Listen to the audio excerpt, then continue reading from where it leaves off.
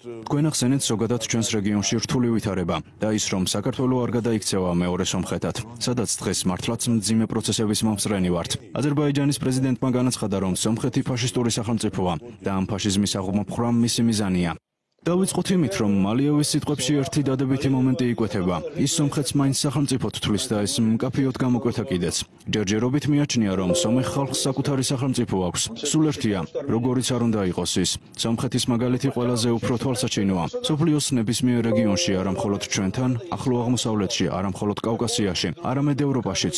სუსტებს უბრალოდ კი არ ურტყამენ, არამედ ბოლოს უღებენ. ქვეყანა, რომელიც ეროვნული ღირსების განცდას კარგავს, არ იცავს საკუთარ ეროვნულ ინტერესებს. საკუთარ პრინციპებთან კომპრომისზე მიდის და უარს ამბობს ეროვნულ ინტერესებზე. აი ამის მაგალითია დღევანდელი სომხეთი, როდესაც ქვეყანა თავისი სახელმწიფო და ეროვნული ინტერესებით ვაჭრობს სხვა კონტინენტზე მდებარე ქვეყანასთან და მათგან სარგებელს მოელის. ეს სწორედ ისაა, რაც დღეს სომხეთს დაემართა.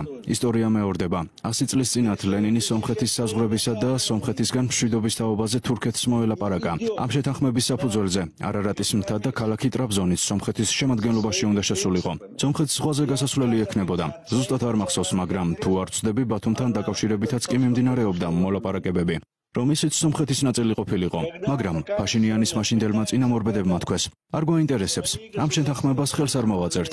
ჩვენ ფრანგები და ინგლისელები დაგვბირდნენ მხარდაჭერას. შეთანხმებას ხელი არ მოაწერეს და საკუთარი უგუნურებისა და იმის გამო, რომ ინგლისის ბრმა იარაღად იქცნენ, თურქეთს ომი გამოუცხადეს.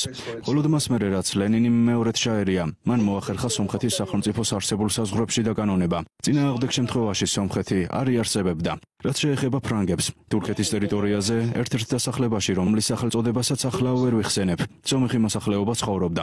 ფრანგები მათ თურქებისგან დაცვას დაპირდნენ, მერე კი ადგნენ და წავიდნენ. თურქებმა იქაური სომხები ერთიანად ამოწყვიტეს.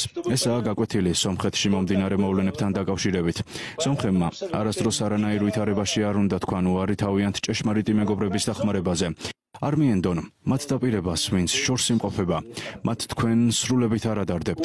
თქვენთან არასდროს გქონიათ რაიმე საერთო და ამაუდგინდათ თქვენი ეროვნული ინტერესები, რაიმეს სანაცვლოდ იყიდოთ.